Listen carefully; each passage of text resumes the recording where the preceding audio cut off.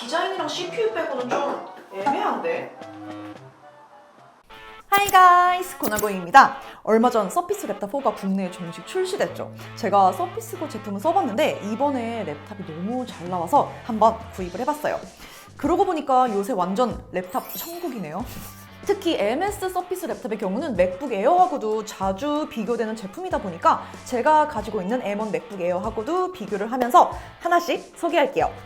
제가 이번에 이거 써봐야 되겠다 생각이 든 게 이번 서피스 랩탑 4에만 들어가는 라이젠 7 4980U를 써보고 싶어서였어요. 이번에 서피스 랩탑 4가 인텔과 AMD 두 개 버전이 있는데 아무래도 제가 다른 브랜드에서도 쉽게 써볼 수 있었던 인텔 버전은 흥미가 좀 떨어졌고, 그리고 사실 4코어 좀 지겹기도 하고요.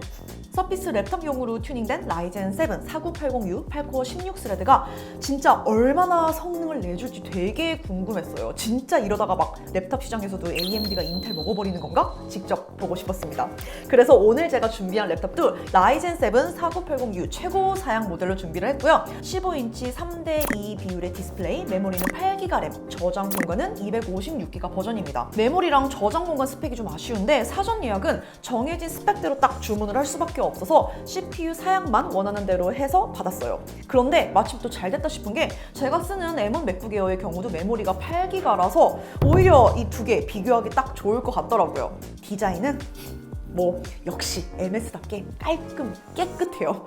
상판에 굴곡 하나 없이 반듯반듯하게 이렇게 각진 디자인 정말 깔끔하고요. 맥북 에어는 그 특유의 부드럽고 약간 굴곡 있게 처리한 그 부분이 얇아 보이는 효과는 있긴 한데 그 디자인이 사실 이제는 좀 지겨워지고 있는 시점이라 개인적인 선호로는 저는 이 서피스 랩탑 4 쪽이 훨씬 더 예뻐 보입니다.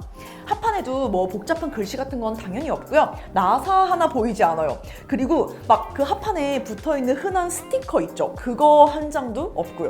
랩탑은 우리가 이렇게 막 하루 종일 들고 다니면서 자주 쓰는 제품인데 그런 면에서 저는 이 디자인 진짜 마음에 들어요.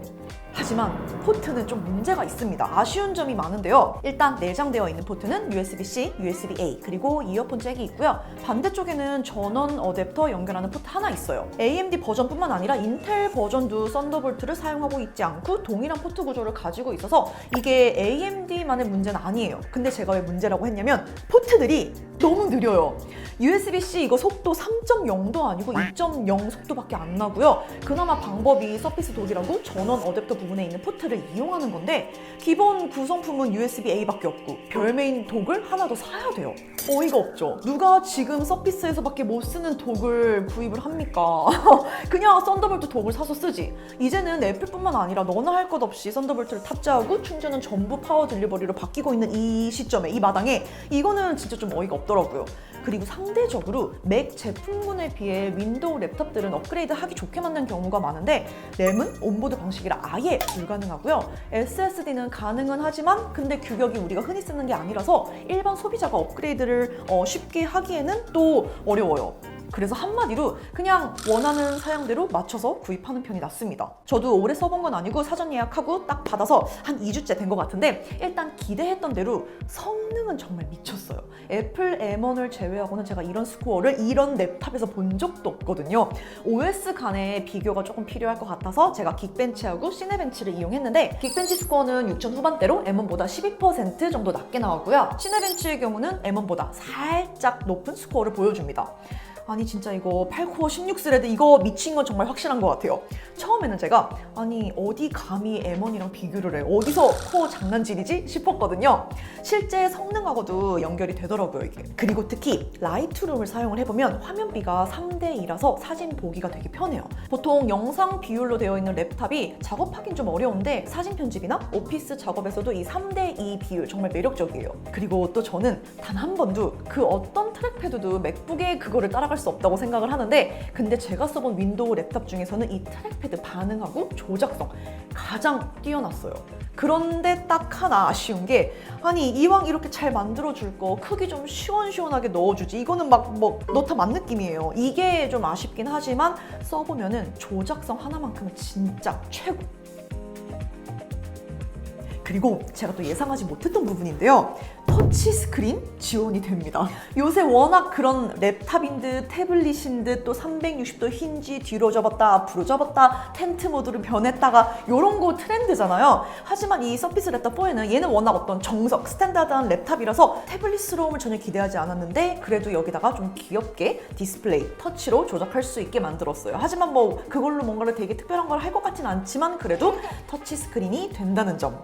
제가 원하는 대로 골랐다면 램 16기가에 512기가 저장 공간 정도로 해서 한 210만 원 전후 나왔을 거예요, 가격이. 근데 사전 예약을 한다고 8기가에 256기가 이렇게 해서 160만 원에 구입을 했습니다. 근데 막상 써보면서 솔직히 이 사양이 막 그렇게 아쉽다 생각이 들지 않을 정도로 쾌적했어요. 그래서 만약에 M1 맥북 에어를 비슷한 사양의 170만 원 정도에 구입을 하려고 고민 중이다. 그런데 여전히 윈도우가 나는 꼭 필요하다 싶으면 저는 서피스 랩탑 4 추천할 것 같아요. 비슷한 가격에서 디스플레이 사이즈 커지고 그리고 이 화면비가 일하기 너무 좋아요. 윈도우 필요한 이유가 거의 오피스 용도일 텐데 그거는 압도적으로 편합니다. 그리고 탑재된 스피커도 맥북 에어 못지않게 좋고요. 그런데 영상 작업 같은 경우는 예상했듯이 M1 맥북 에어를 따라갈 수는 없어요. 맥북 에어는 정말 영상 작업할 만 하거든요. 플러그인들을 엄청 화려하게 막 쌓아 올리는 거 말고 간단한 컷 편집을 하고 또 트랜지션 정도 넣고 요 정도로 쓴다면 진짜 쾌적하게 충분히 편집을 할 수 있어요. 하지만 윈도우는 아직 그 정도의 영상 작업은 라이젠 4980U를 달고도 안 됩니다. 영상 작업에서는 그래서 그 두 랩탑의 차이가 확실하니까 그때는 M1 맥북 에어를 고민 없이 지르면 될 것 같아요. 제가 좀 더 써보면서 배터리 시간도 사실 한번 측정을 해봐야 되겠다 싶은데 오늘 소개한 거 말고 더 추가로 궁금한 점 있으면 남겨주세요. 이왕 산 거 열심히 써보고 또 확인해보고 다음 영상에 담아서 소개할게요. 그럼 다음 영상에서 또 만나요. 바이 가이스!